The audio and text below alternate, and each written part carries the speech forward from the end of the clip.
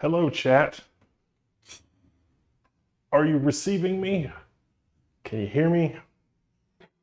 Is there stuff? You can switch to this camera in a minute. We'll turn it off for now. We're going to agree and install. There's not one, but two Threadripper 5000 systems in here. This one from Puget Systems, and then the other one that I built.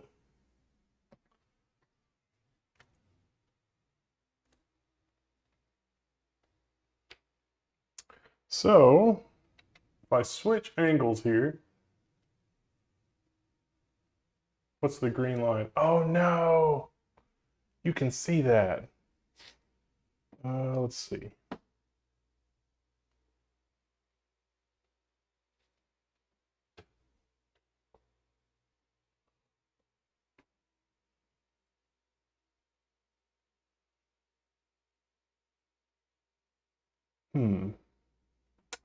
Crap. Well, you know what we can do in the meantime?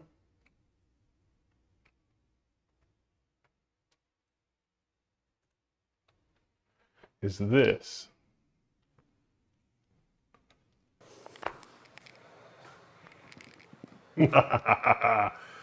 Yes. So, ooh, it's trying to focus.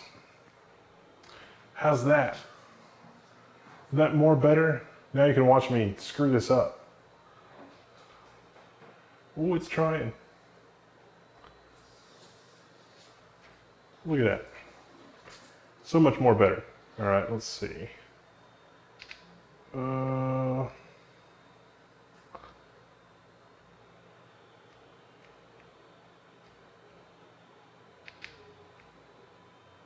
Feature disabled.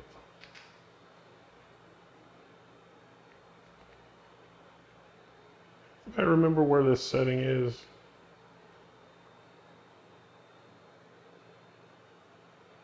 Hello. Hey, leave the green line, it's growing on me. No.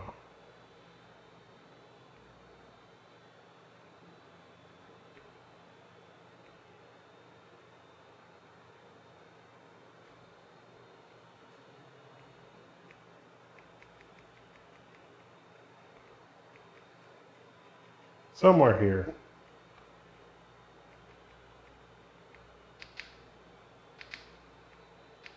There we go. Now, let's see if that works better. Hey, look at that. Look at that.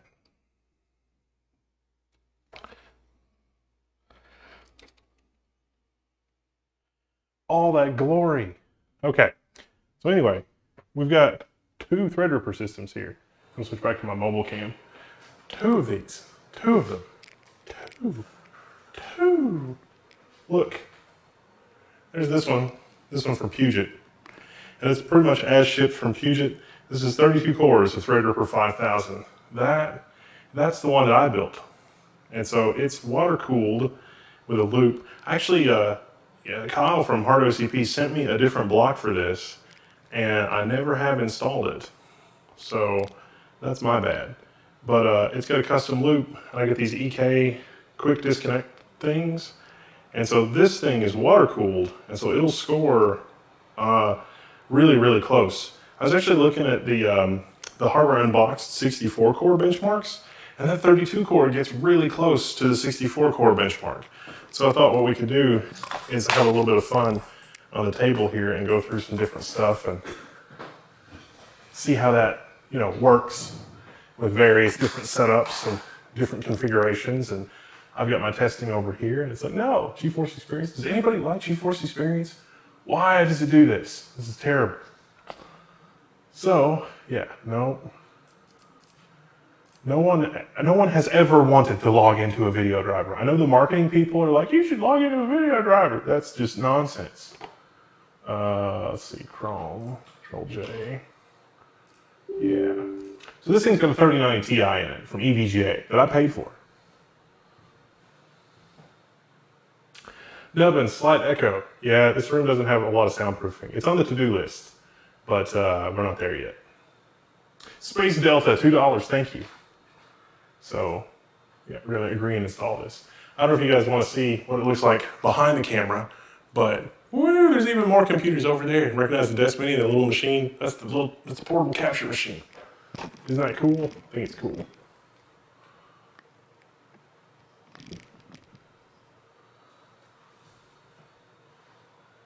Oh. Yeah, there might be a double audio feed actually. That might be my bad. Test. Yeah, that's probably better. Testing. Test, test, test. Yeah, yeah, yeah. Thank you. Thank you, kind citizen.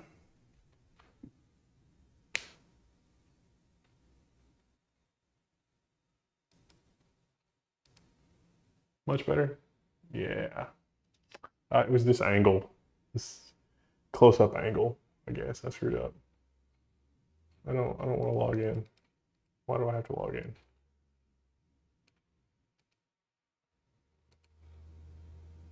Did I download the wrong thing? I got dark patterned into downloading the wrong thing. I got dark patterned into downloading GeForce Experience. Ooh, it's evil. It's because I was distracted dealing with the live stream and everything else. Jonathan Briggs, Threadripper super chat time. Yes, Threadripper indeed. So I got the font kind of large in here. You can't see it. I was going to set it up so that I could put to where you can see the camera directly, but then that was kind of a headache and wasn't working out great for me and blah, blah, blah. So this is installing, but look at this. Look at this monster. It's so insane. Hardware info 64. Yeah, continue. Oops.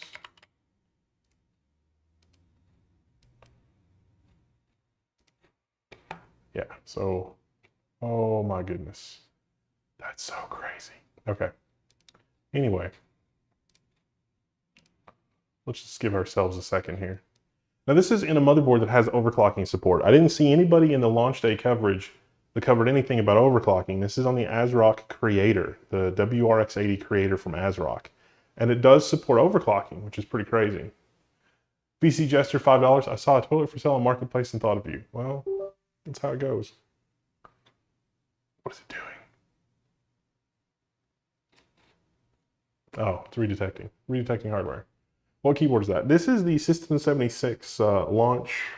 It's one of the launch keyboards. Yeah, it's just launch is what it says on the bottom. It's pretty cool.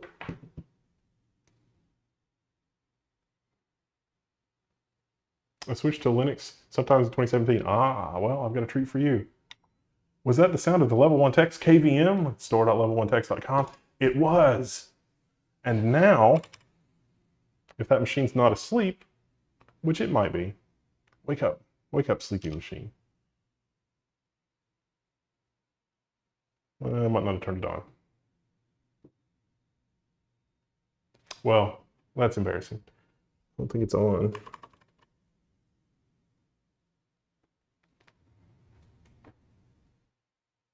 Yeah, we'll look at that in a minute. But the other machine's running Linux, so. Oh wait, no. I forgot. Yeah, look, Debian, duh. It was like, oh, we're not gonna want to do this. Sorry, it's been a long day. I'm still kind of, wasn't feeling great yesterday. I'm still not feeling great today. But let's see. I want to check this out. Veronix test suite. We want to do show result.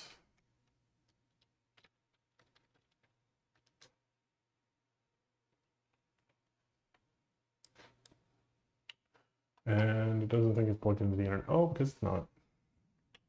Let's see.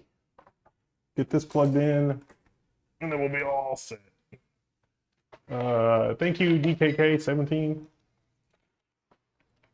DKK, EIK44 for DKK17. Sorry.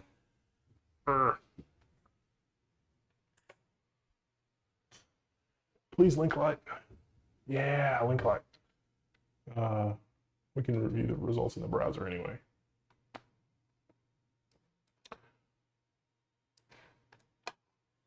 Maybe, possibly.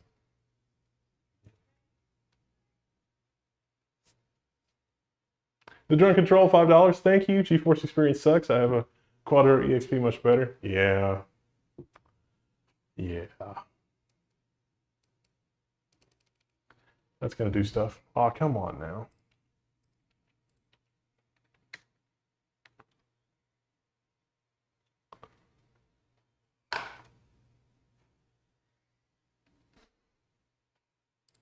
Hey, although I think I need to refresh this. It's not really, can zoom in a bunch here.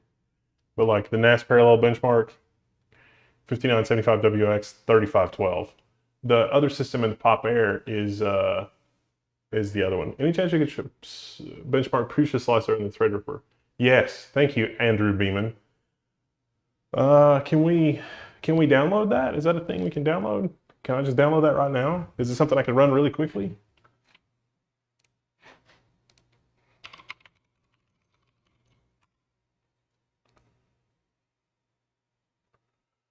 I'm gonna run it on Windows, so it's probably gonna be a little bit gimped in that regard. Did I miss anybody? I can't see anybody before Andrew Beeman, so if I did, I'm sorry.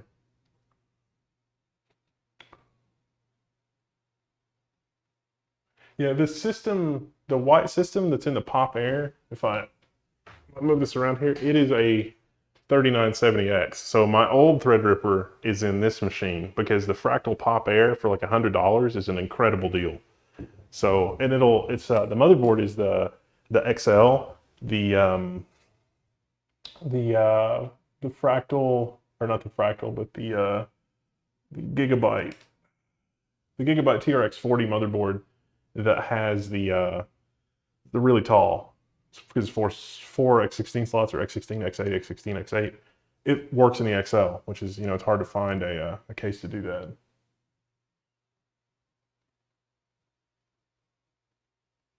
Bye for now, it's getting late. Well, thank you for hanging out, Revum.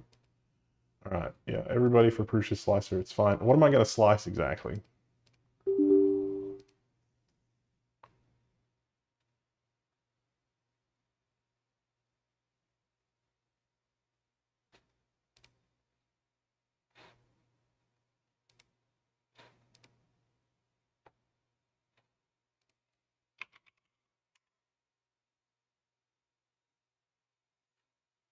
Yeah, there's a...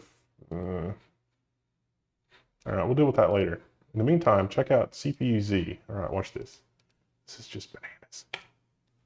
All right, 24,100 and some. Okay, I mean, so 32 cores. I mean, we're not dealing with the 64-core monster here. But single core is 559, 578, 580, 584. Just a tiny little bit of love. We can get over 600 single thread in CPU-Z. And if hardware info 64, oh, was it not running in the background? Oh yeah, no, it was. So you can kind of see here from our sensor results, 4.55 gigahertz on quite a few cores and that it's seen. And it hasn't really done anything crazy with temperatures, and our maximum power usage of the CPUs been 307 watts. This is something that's a little weird about this Creator TRX80 motherboard, is that it lets the I/O die use a few more watts. So I guess there's like a power budget where you could use some power for the I/O die and some for the cores. And this motherboard gives the cores stock power all the time, no matter what, which, yeah, is pretty nice.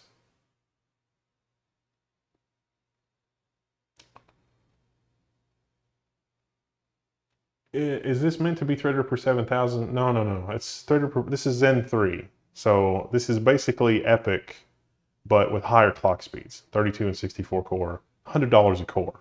So, but, if you look at the leaks for both the 13900K and the 7950, which you should take with a grain of salt. When we do Cinebench here, let's run Cinebench. Well, somebody is giving me something to do for slicing. Let's run this really quick. I got all this junk in the background too that I need to close. But yeah, 32 cores. Remember the 2990WX? was scored about 30,000. The dual 64 core Epic got the world record with 112,000. There's an overclocker in Germany that got the 64 core CPU, and they got, you know, over 116,000 with 64 cores instead of 128 cores. That's a pretty big deal. This is 51,738. Even with all the crap running in the background, we can easily get 52, 53, 54, 55,000 that I showed in my review. And this is only 32 cores. There's only 32 cores in this thing, which is sort of nuts. Do I want something to slice? Yeah, what would be good for the slicer benchmark? Just tell me what to Google. Am I weird for wanting a Threadripper when I'm not a developer of any kind? Well, if you're waiting on your computer to do things all the time, then that makes sense. AMD abandoned the TRX 40 with no Zen 3, and yeah, I'm not real super happy about TRX 40 being abandoned, but I mean, look at what's happened with, we went from 16 cores on high-end desktop, first and second gen Threadripper, and then there was like 32 cores, but then Windows was on the struggle bus with 32 cores. Linux was fine. And, you know, yeah, it would be nice to have some from Zen 5000 love on TRX 40. I'd love to see an adapter of some kind that would, you know, it's like, oh, it's only 16 cores, but you still got all the PCIe lanes. But it's just not going to happen. I'm hoping that AM5, so like AM5, let's assume that it's 28 PCIe lanes, and some of those are PCI Express 5. What if there was a motherboard that took 16 PCI Express 5 lanes and turned it into 32 PCI Express 4 lanes? That's something the chipset could do. If they did that, then your PCIe lane concern goes away. Will we see AM5 support higher memory capacities? It'd be nice to have 256 to 512 gigabytes on AM5. That should be a thing, but I don't know. Did anybody give me, how is the ASRock with Linux and virtualization? I'm still working on that, but so far so good. PCIe pass-through does require you to use certain slots, but it's got 6 or 7, I think there's 6 usable slots. And if you jump through hoops a little bit, you could probably get a little bit more out of it. But there's 4 slots that are really safe. And then there's a 5th slot where you can, you know, and then the 6th slot, but you could do pass-through on 4 slots without too much trouble. You can also do the bifurcation, and that works pretty well, but you're not going to be able to bifurcate to different VMs. So that's maybe a headache. Grab the benchy window to slice. Alrighty.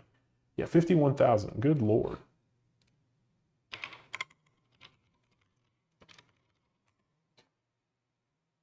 No, 3D benchy. No, this is not. Is this what I want? This is what I want. Yeah.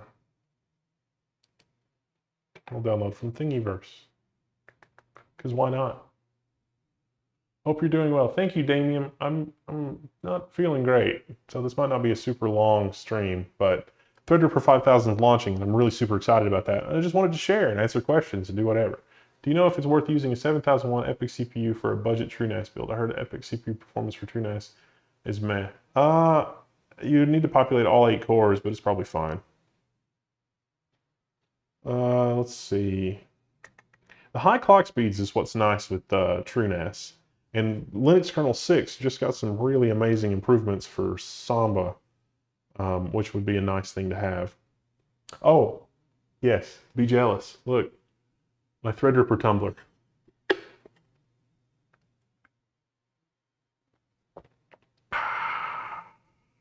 I actually got this, not for this launch, but the last Threadripper Pro, the Threadripper Pro 3000 launch, so.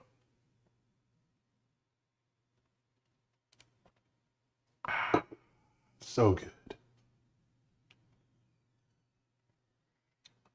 3dbenchy.stl. Okay, 10 megabytes. Good Lord.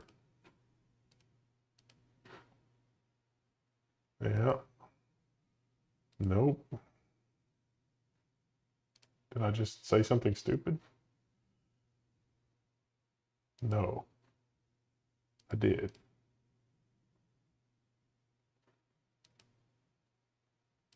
I guess I want import actually. Yeah. It's been a while. I'm a little rusty. All right. Default settings. Is that what I want? Default settings on the slice. Is that right? How's the PBO? The PBO is very nice. It's limited on this motherboard. So this motherboard can handle 500 watts peak, but only about 400 watts sustain. And the 32 core actually, with the PBO, for what Hardware Unboxed was getting with their MSI motherboard, I can get almost the same performance from Cinebench. It's very close with PBO. Just slice this. Is this what I want to slice?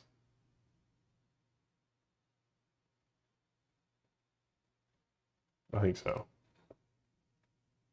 So that was done. That took like 0 time. It's gonna take an hour and 54 minutes to print. So that's pretty, is that fast? I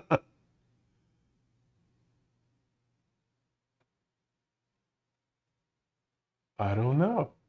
Oh yeah, welcome Tech Potato. Hardware Unboxed armor seems a lot lower than mine. Yeah, it's maybe cooling or cooler related because, so let me switch angles. If we do the Puget system, so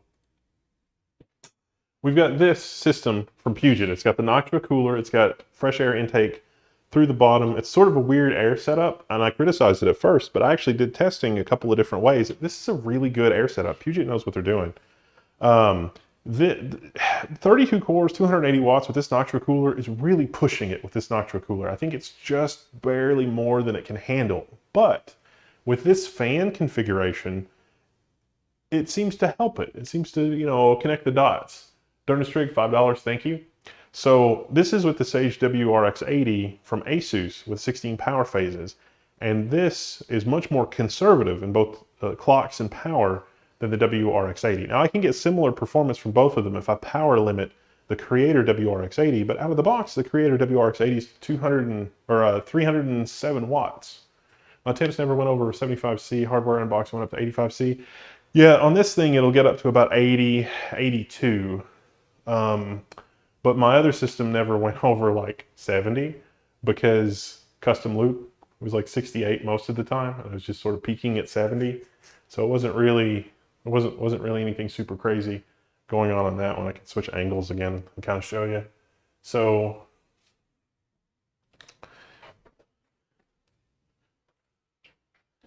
we look at what all we got going on here. You get a wide enough angle. Yeah, there we go. So that's the ASRock Creator WRX80. This is an EK loop. There's a radiator in the top and a radiator in the front. Noctua cooling distribution block. The distribution block is great because I can quickly add and remove stuff like this. So this is the GPU that's normally in here, the nice EK wood grain thing, but it's quick disconnect. So I can connect it and disconnect it from the distribution block. But I've got an EVGA 3090 Ti in there because we're going to run some fun stuff in a minute. And I've also got 512 gigabytes of memory in there. And you can see that the VRM thing, there's a dual fan setup here. And so this thing will peak at 500 watts, but it'll back off after a little while to more like 400, 450, something like that. But that's still, I mean, for a 32 core, goodness gracious. No stability issues turning on PBO. That worked really well.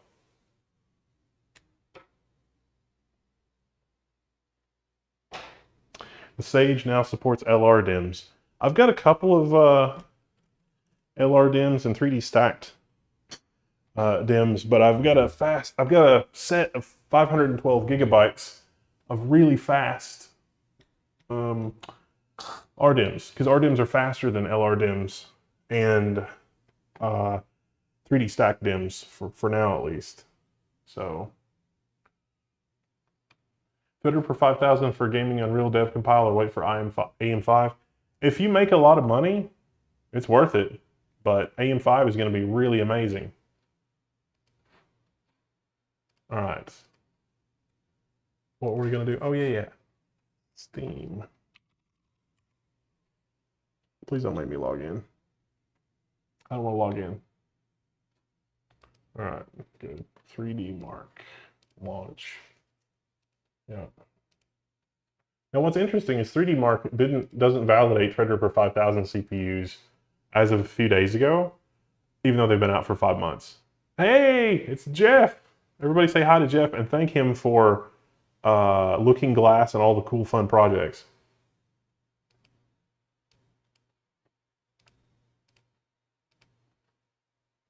No one cares about 3D Mark.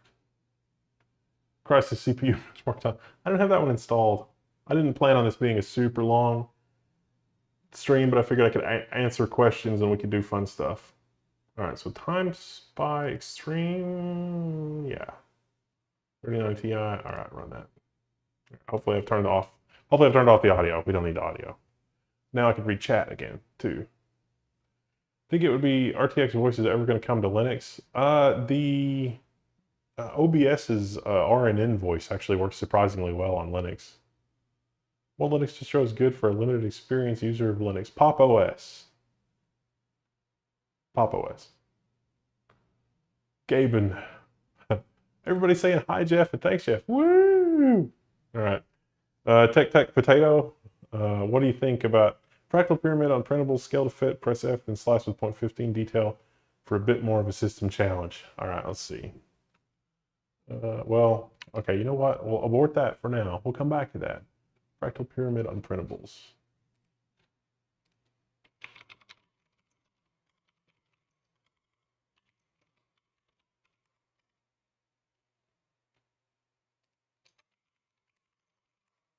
Download STL.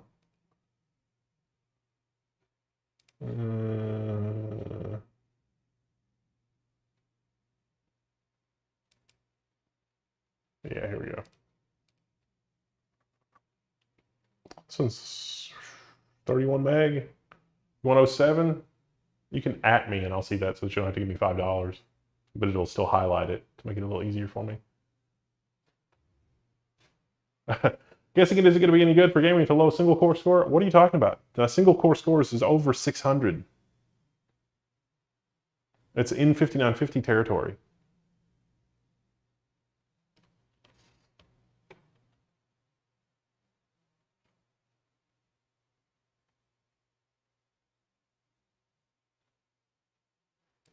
'07. Okay, I'm going to go with '07 then. And then we're going to do this and file that and import and do this other one. Actually, we want to do new, I think. Yeah. No, don't save that. File, import. Yep, do that.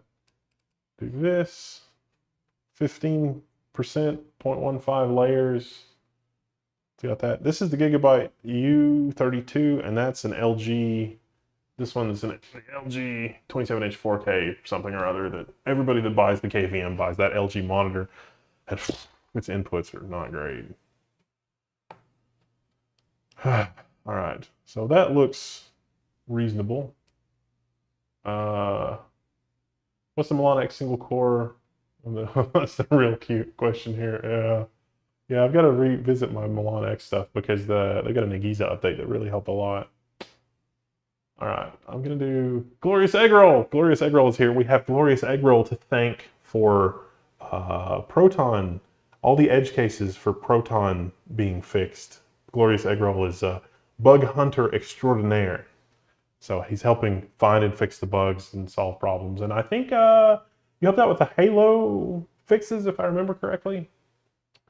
Yeah, how will Raptor Lake stack up? The next generation of desktop CPUs is looking like it's going to just be insane.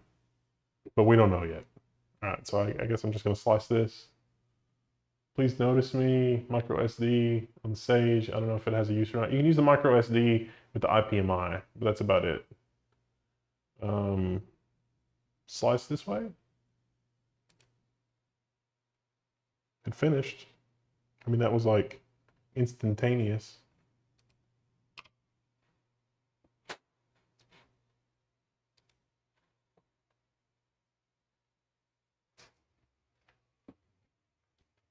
Oh, I missed one. Hang on.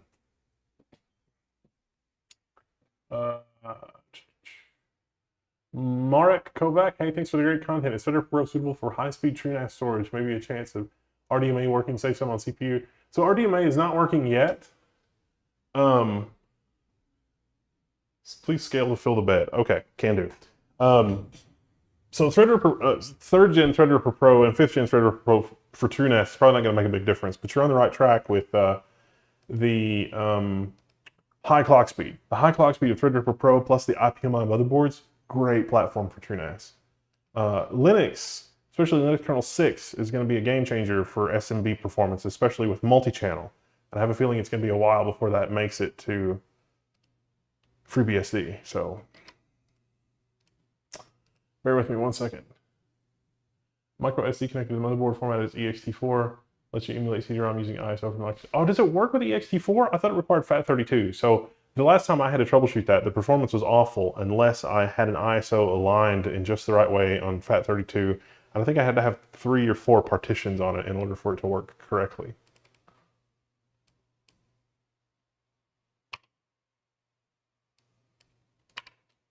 Ooh, I'm guessing that's not what I wanted. I hit F thinking that that would do it.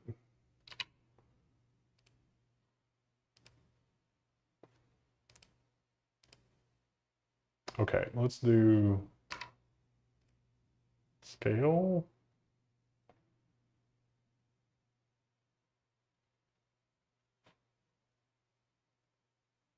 Scale is S, okay. Will that...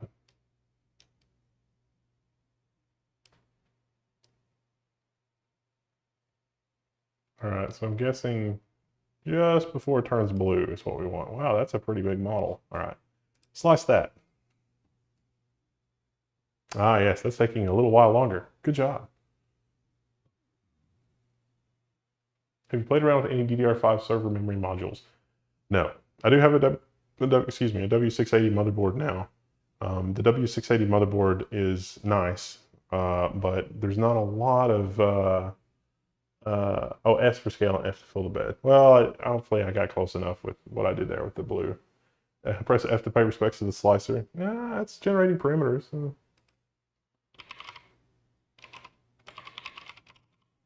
Let's see what it's doing in Task Manager.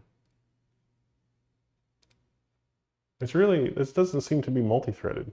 Error, toolpath is outside the print area was detected. Oh, yeah, okay. So I screwed that up then. Let's do that again. New project, no. Open project. Nope. Import. Yep. Yep. S, F, slice. You'd think I'd never used this before. I have, but it's been a while. Any words for Threadripper 5 support for DDR4 3600 CLC scheme non-ECC? I don't recommend, you'll have to watch my review. I don't really recommend desktop memory for Threadripper Pro. I think you really ought to go server memory. Minimally unregistered ECC, but I think you'd be a lot better off with DDR4 3200 JEDEC specification, 256, 512. 512 I think is really the point where you'd start with Threadripper Pro if you're going to spend $100 per core. Oh, that doesn't work either. Let's run it slightly smaller.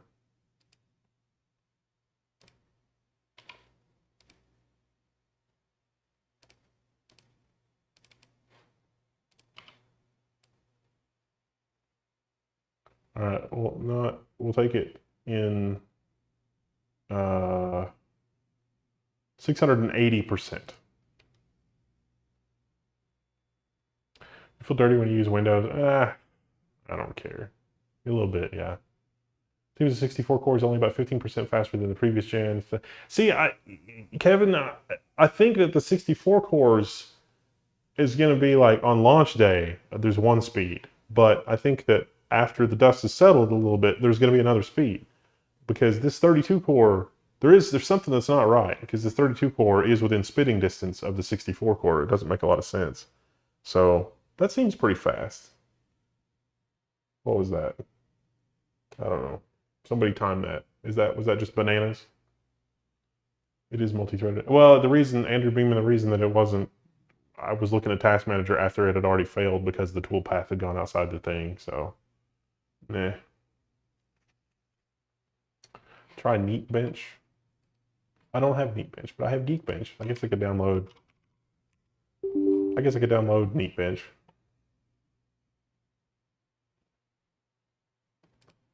This is also a 512 gigabyte configuration of ECC, so the extra ranks and stuff will help on some things, but not everything. So we'll let this Geekbench thing run while we chat.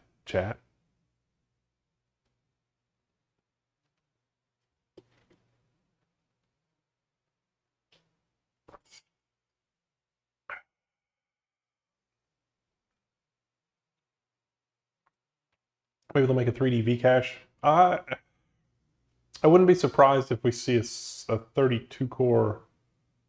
Well, I don't know.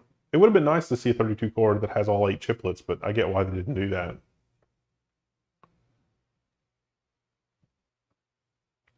Derek Cooper, did you use the DIMMs that I sent you? I believe so. I'm trying to remember what you sent me. Oh, the 8. Yeah, the 8 gig. Yeah, that's not in this system. That's just 8 gigs. But those are in, I think those are in a 24 core, the third gen 24 core, I think.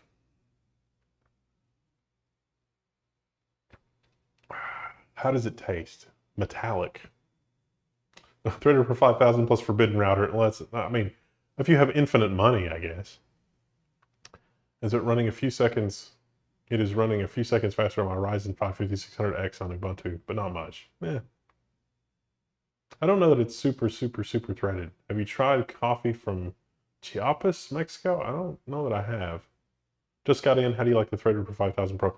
It's expensive, but it's fast. If you use your computer to make money and you're in the market to buy a computer, there's nothing faster. Well, assuming that multi-threading is your thing and blah, blah, blah. The single core, for me, the single core speed was close to the 5950X. And that's a pretty decent improvement over third gen, because it was like, oh, the 3950X, and then you got the 32 core, and it's like, well, you give up something. But even without PBO and any other nonsense like that, the single core speed of the CPU is really close to the 5950X. And in fact, if you were running 3600 memory, it'd probably be about the same. But I don't really recommend desktop memory. I'm going to recommend server grade memory. You should see how weird the Sage is with dual GPU cards like a GTX 690. They only work with Windows if you disable CSM, leave the onboard VGA enabled, and have the onboard VGA as default. Yeah, LavaGet, I actually ran into that, and it's single core 1588, multi-core 34295, and that's actually kind of a low single core speed. I could probably get it a little bit better if I close some of the nonsense in the background, but that's pretty good.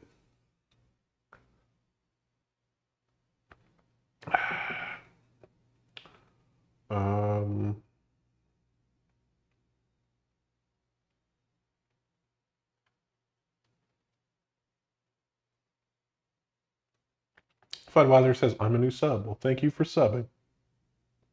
Is 24 cores ideal for beginner game developer, Unreal Engine developer? For beginner game developer, Unreal Engine developer, I would say 5950X or the coming 7950, whatever that is. If you're beginning, you don't need this. 16 cores will be fine. 128 gigs of memory, it's fine. If you're up against the limits of 128 gigs of memory, okay, yeah, maybe. Am I commissioned, or is it just some brotherhood? No, it's just some brotherhood.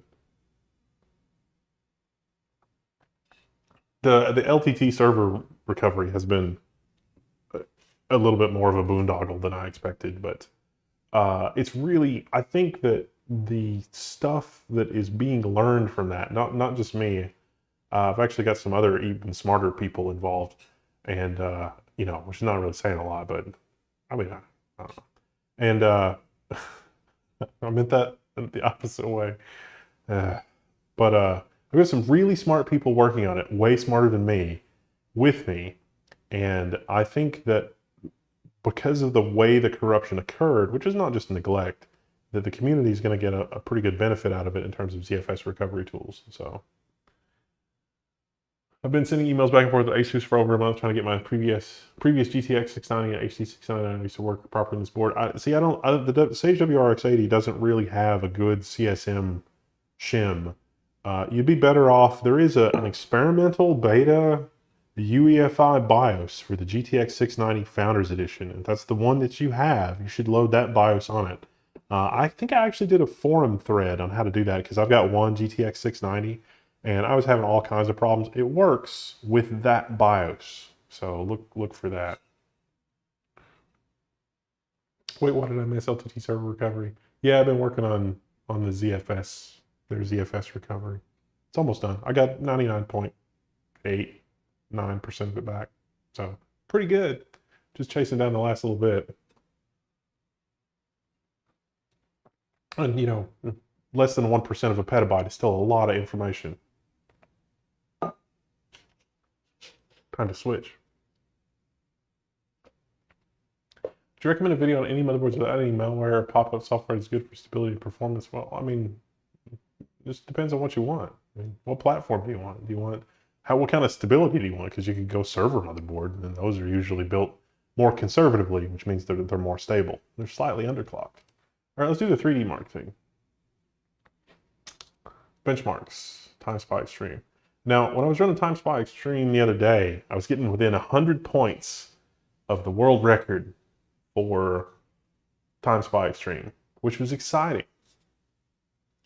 If you need single core speed, can you disable some cores, run higher clocks, and leverage all that cache? You could, yeah. You could run 4 cores, 1 core per chiplet, and it'll run at 4.5 gigahertz pretty much the whole time.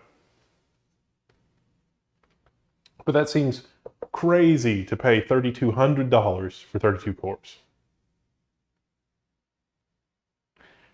We'll never need more than 640K of memory. I'll never need more than 512 gigabytes of memory. I'll probably will make a video about the ZFS recovery later.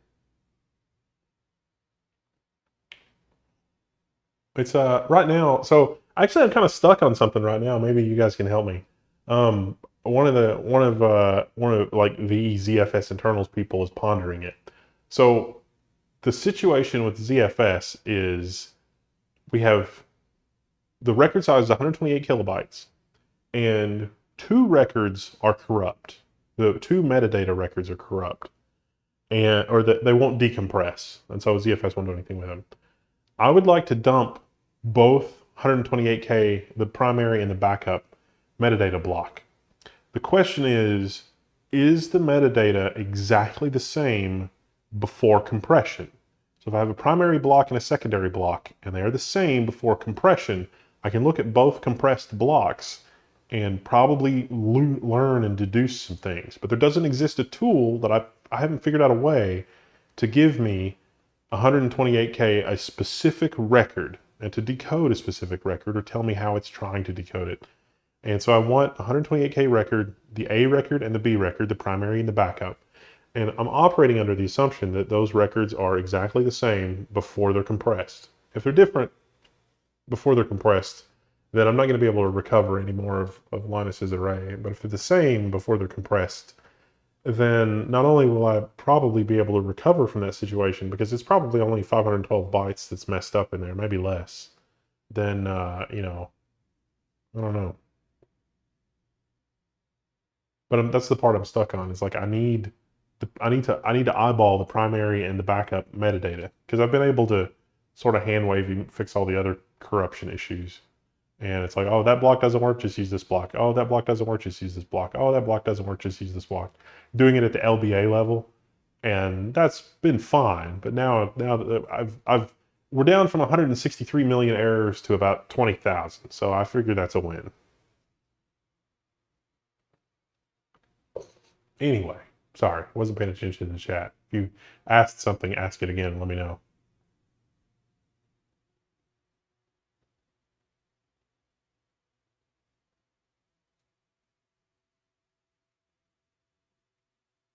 Ooh, 3D Mark TimeSpy Extreme. Ah.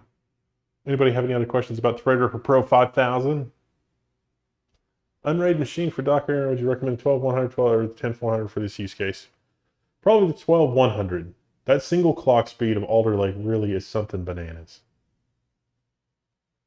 Talk about tedious. Yeah. Well, what compression is it? Sure. It's either Fletcher or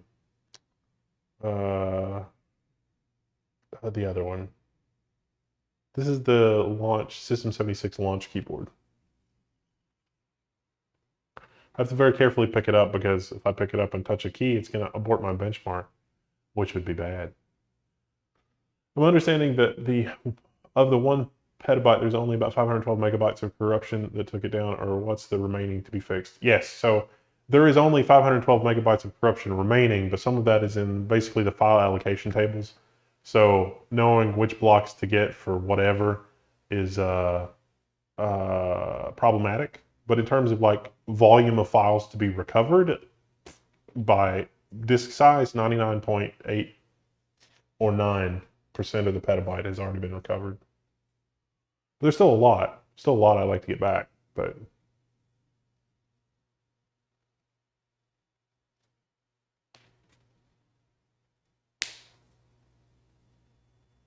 ZFS does keep multiple copies of the metadata, not just two. Well, what do you have, an NVIDIA card and a Threadripper instead of an AMD video card? Is that the better combo? No, so this is as shipped. This is the system from Puget Systems, which shipped with an A4000. This is actually going to go for a machine learning researcher. I don't get to keep it, but they needed an A4000, and they're probably going to add some of their older GPUs to the system. So we'll see. We'll see how that goes. So yeah, 11583. I don't know. Is that good?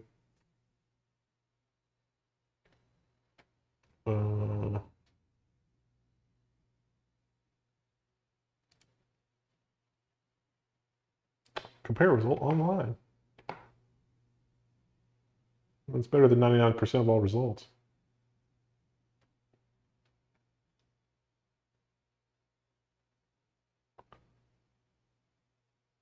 What would you say for green screen production in UE5? Well, if you make your living and you make a lot of money, there's nothing better. But it's very expensive.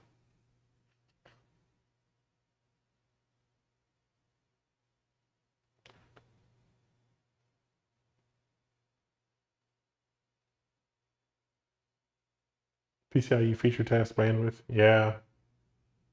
Oh yeah, processor's not recognized. It still won't let me submit the result.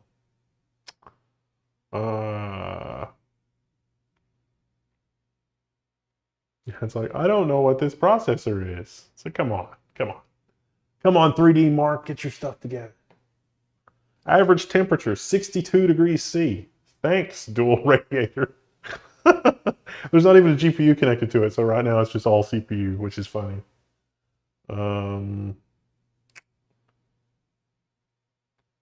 Yeah, so this is times by 32 core, 11,583. So what's the I forget here. Oh, it's not gonna, well, but I can do, yeah, I can do that. Times by extreme. And single GPU. Could have do single GPU, right?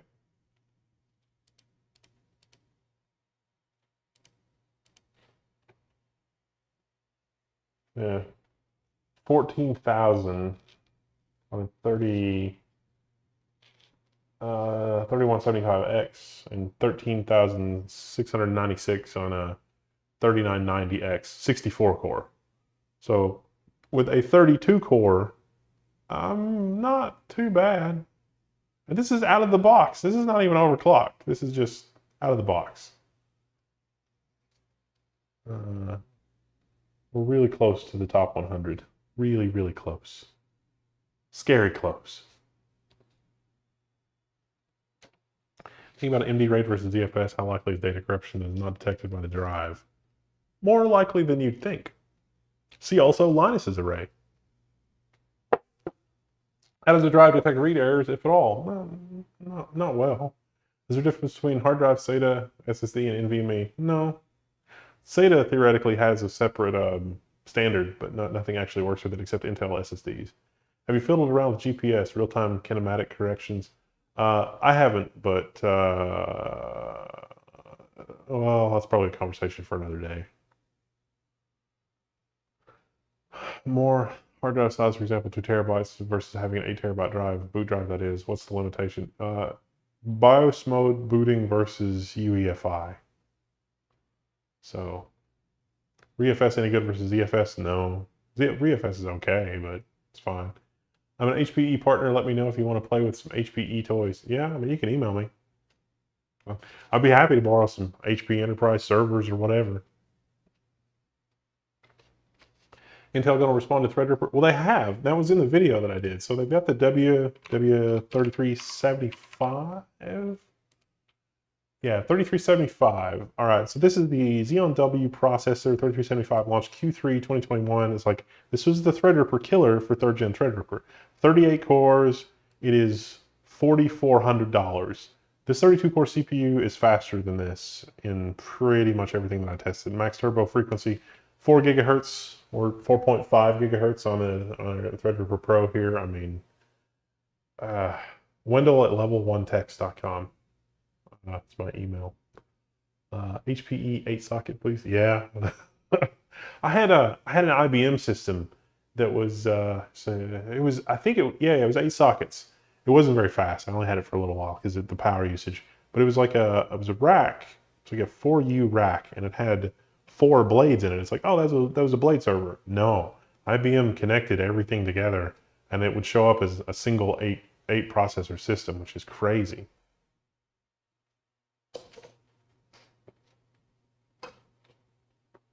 Have you tried the vGPU unlock tool? It is extremely effective. It works shockingly well. It is great.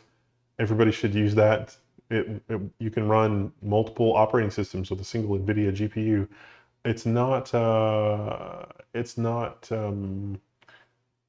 for Ampere. It's only for Volta generation. Oh, and before. Ampere with the SR-IOV, nobody's gotten the unlock for that yet, but it's okay. You know what? Let's reboot. Let's enable PBO. Yeah. Prusa Slicer's like, you didn't save. Who cares? Run a small data center too. Maybe we can make a cool video. Yeah, that'd probably be fun. I'm doing a video. I'm doing a thing right now with 45 drives, and I was going to work on it this weekend, but I just didn't feel very good. I'm upgrading my bunker to 220. So it was like, oh my gosh, 110 volts, blah, blah. You look at the server power supplies, it's like, the 45 drives, it'll take 110, but 220 is more wattage. So, like, okay, well, let's install some 220 watt outlets. And then it's like, oh, I need a 220 volt. And then it's like, oh, I need a 220 volt UPS. And then it's like, oh, I need a 220 volt, whatever. Alternatives to GitHub, there's tons of self-hosting options. Gitia, Gogs, GitLab. GitLab is full featured.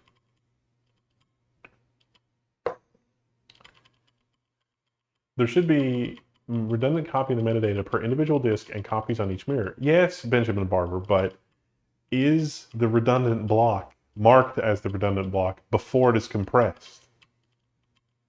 Or after? Because if it's after, we're good. If it's before, we're not good. Done.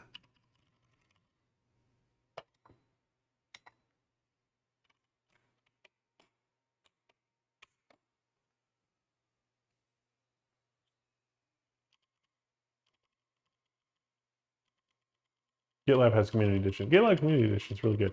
How's the performance per watt versus 5950X? Oh, it uses a lot more power. The Puget system idles at about 105 watts. Just sitting there.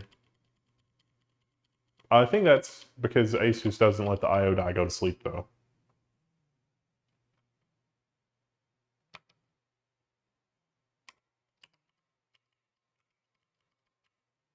Then we get the cool, server style BIOS, but yet there's an OC tweaker tab. How bananas is that? Well, I also had fun with this board going back and forth between BIOS versions. So there's some cool stuff in some of the older BIOSes for this motherboard that seem to disappear in the newer versions.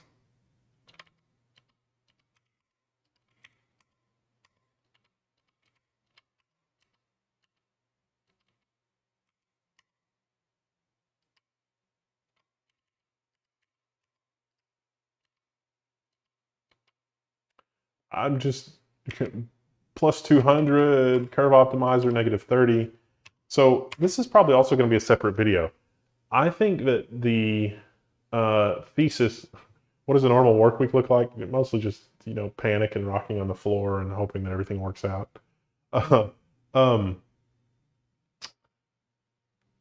so I'm pretty sure that the future of overclocking is undervolting, because all of these pieces of silicon are binned for performance at a specific spot. And if you can get more out of it at a lower voltage, then that's where you can crank the performance.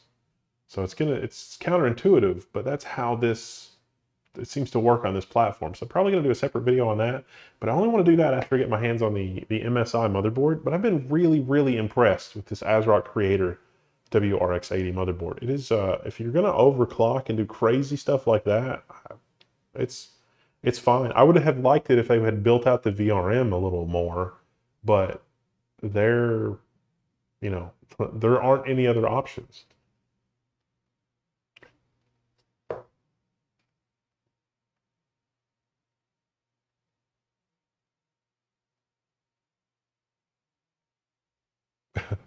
Thirty on 60X is jealous and scared of being replaced. Yeah. I'm self-hosting one dev and it works like a charm. Yeah. See, if you're, uh-oh, have I broken it? No, it's fine. Thanks for the stream and speedy recovery. Goodbye. Goodbye, Carl. See you later. I'm gonna hang out for a few more minutes at least. All right. Let's see what Hardware Info 64 thinks. Woo!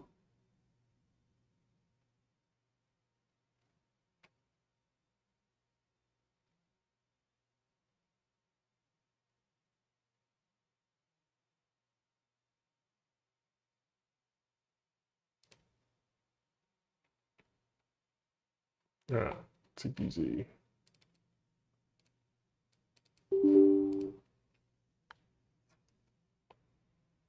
Trying to run a low resolution is good. Anyone going for the 7950X? Yeah. Oh, play Doom. No, it's fine.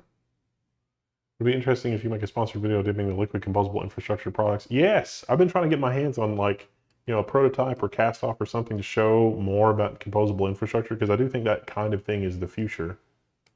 All right, so now we're at 26,000. Remember before we were like 21-ish, and we are at 4.5 gigahertz on every core, every single core, and our single core speed is 656.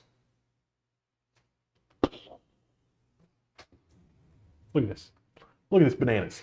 Look how bananas this is. Whoops.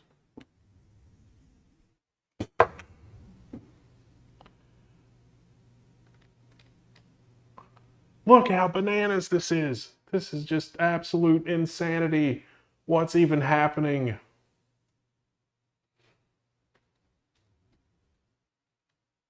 Neat bench, you say. I've just recorded I visited Giga.io. I just need a video editor. Lol.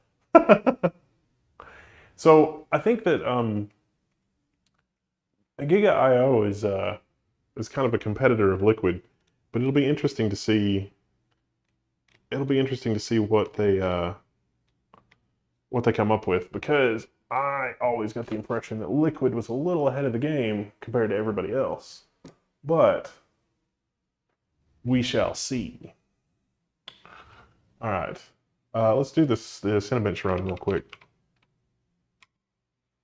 as well, because remember, PO.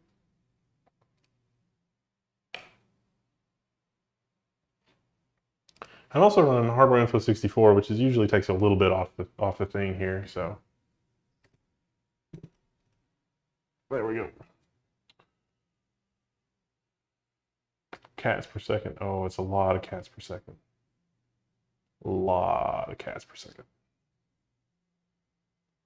56,168.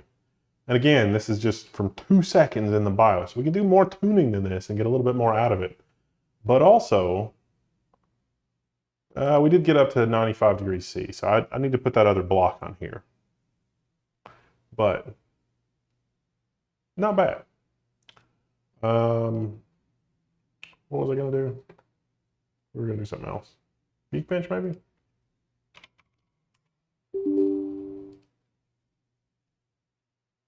Oh, Neatbench. Yankee Doodle, $10. Thank you. Don't have any on top questions, but I got my thanks for the TrueNAS video. I got my build up running last weekend. Woo! Thank you. Yeah, a lot of people are discovering tail scale for the first time, which is pretty good. Maximum frequency 4735. Good lord. Before we do that, let's download Neatbench.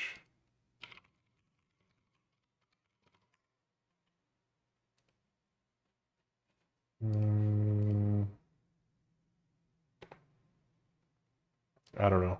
It's not normally a thing that I do. Windows.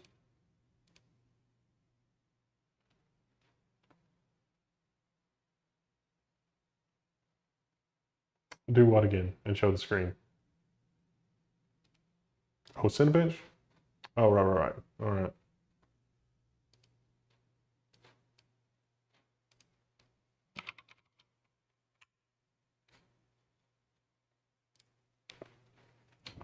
Let's not spill my coffee this time.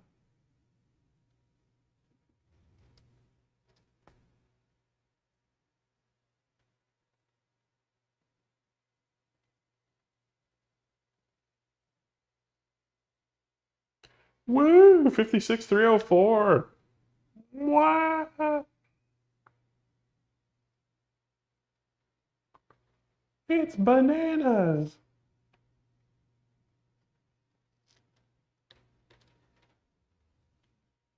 When's the last time I tried a Lumos? A long time. Long time ago.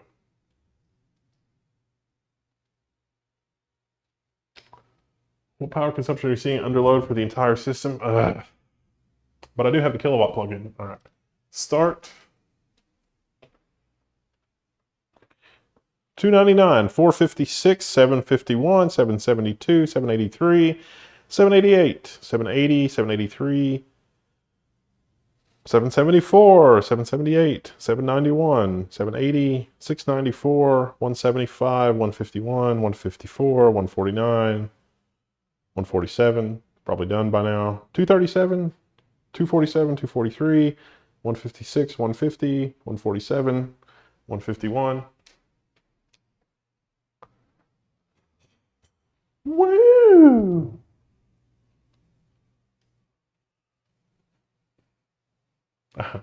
That's a lot of watts. And also hardware info 64. Oh, it wasn't running. Dang it. Well, anyway, Neatbench. Yeah, for 45.8 frames per second on 64 threads. Is that what we're looking for?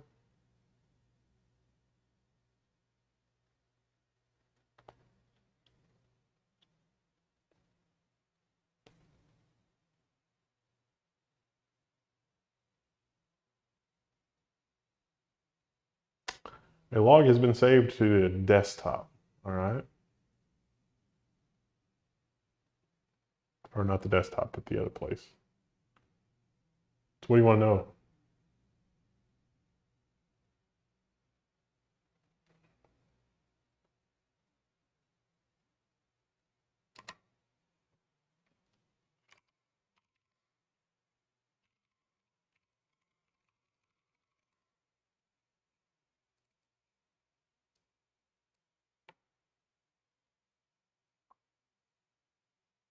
.8 frames per second on 64 cores and 4.66 frames per second on one core.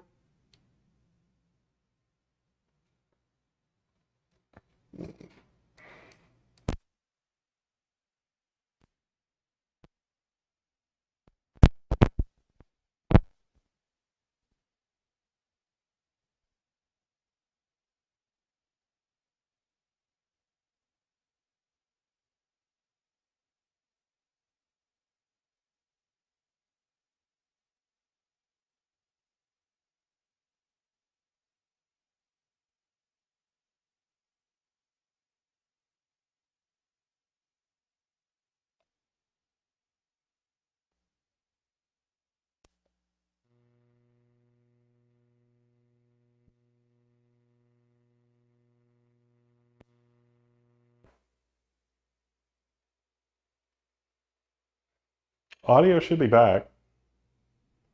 I just accidentally the whole thing.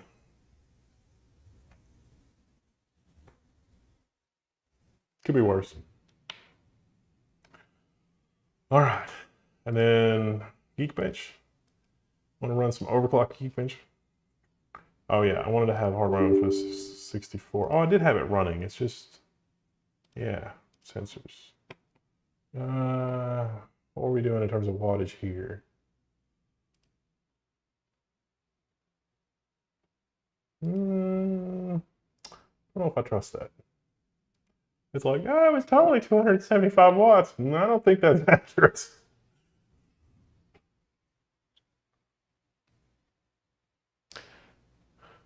Cami Poi says, good night. Keep up all the work. Yes, well, it's fun. Fun times.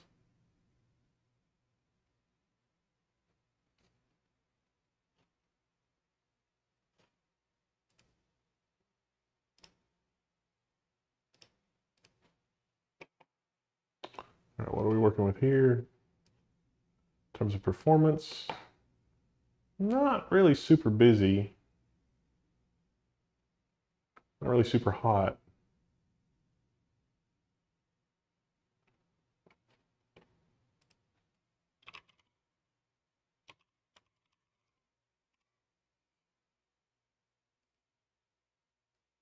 Have you noticed the new trick that Microsoft is doing to like cause, like, for a split second, if you play back what I just did, you'll see it loading web results, and then it clears the web results. I guarantee you that's going into somebody's analytics somewhere to be like, oh, people were engaging with the web results on the start menu. That's lies. 275 watt CPU, 110 watt is the I/O die. Yeah, so this motherboard with the I/O die, the I/O die will use less power, but on the Asus Sage, it never uses less than 100 watts.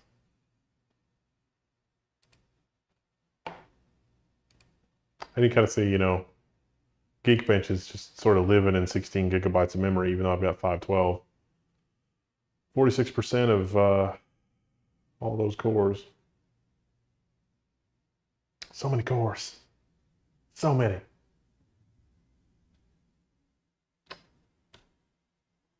What kind of madness does it take to saturate PCIe on Threadripper Pro? Less than you would think.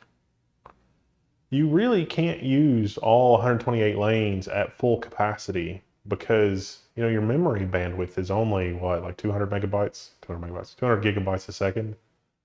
So looking for a KVM, are you going to include one with USB-C for video? Yeah, it's on the store. 1659 single core, 36371 multi-core. Nice. If you're going to use USB-C for video, all your computers have to have USB-C. Andrew Cruz says computers have come a long way since dedicated artillery trajectory computation machines. I wonder what the military implications of this hardware. If you want to have fun on the App Store, there's an app called Bullet Flight, which will calculate the rotation of the Earth for snipers in order to be able to more accurately do things. And there is an ATF registered version of an ATF accessory or an ATF something or other for an iPhone accessory for like an AR-15, or not an AR-15, but like a sniper rifle or something. So you can be like, Bullet Flight. Bullet Flight's a lot of fun. I got 45K Geekbench multi-core with PBO. Yeah, this is only 36K. Like I said, we haven't tuned it. We haven't done anything. We just went into BIOS and we're like, bloop, there you go. So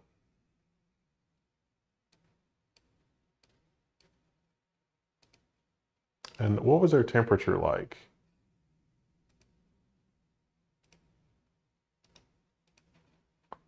Because temperature might be the limiting factor here. Yeah, my temperature is 91C, so my temperature is the limiting factor for the multi-core score on this setup. I probably need to go tune the pump to run at 100%. Thunderbolt KVM exists. Yes, there's 2 prototypes that exist, but it's probably going to be at least a year before those come out because issues. There's not really any that exist. There's a couple if you search, they're like, you can order this. No, you can't. There's some hoops you got to jump through. Hey, Max CFM's here. How's it going, Max CFM? Welcome. Long time no see. He does good work. You should check him out. NVIDIA Omniverse with a GTX card. I don't have an RTX card. I'll only get one with the 4000 series. I mean, there's not really a lot of difference. I despise Windows and Android, but I'm severely disabled with neurological disorder. Are there any Linux-based options for speech recognition software? Honestly, for accessibility, Apple's kind of leading the pack right now.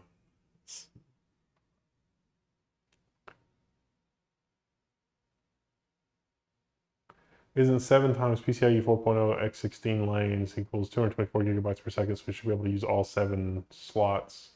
No, because the PCIe is rated in symmetrical bandwidth and something like that. And memory is not necessarily symmetrical. At least the writes, there's not as much write bandwidth as there is.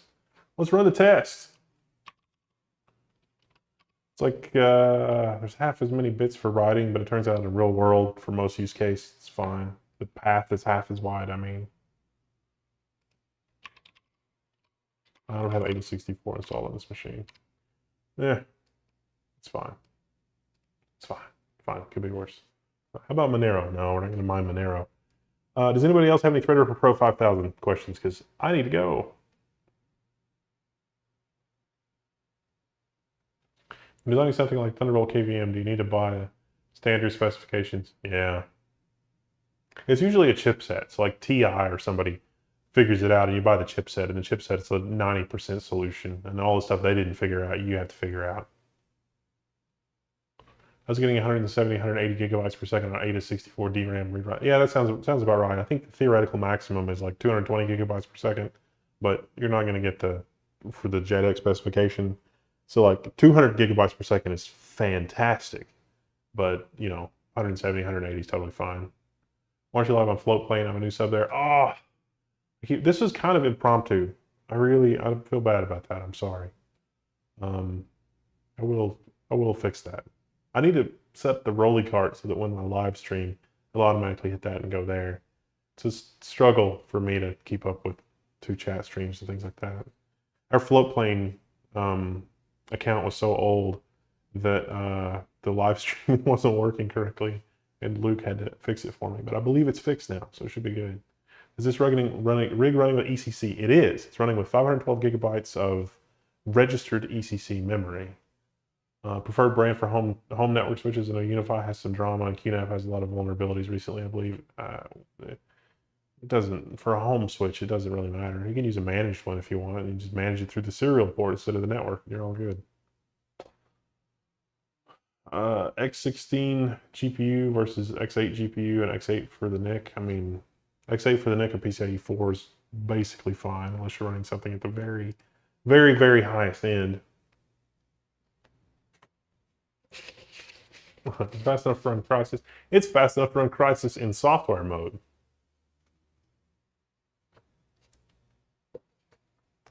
How does it do for CPU-based rendering like an Autodesk Revit? So the launch this time, AMD's actually done a lot of work with Autodesk. So I believe that there are specific white papers and qualification papers on either AMD or Autodesk's website for specific performance in Autodesk products. And I believe that the Threadripper Pro 5000 series blows the doors off of literally everything. So you should check that out.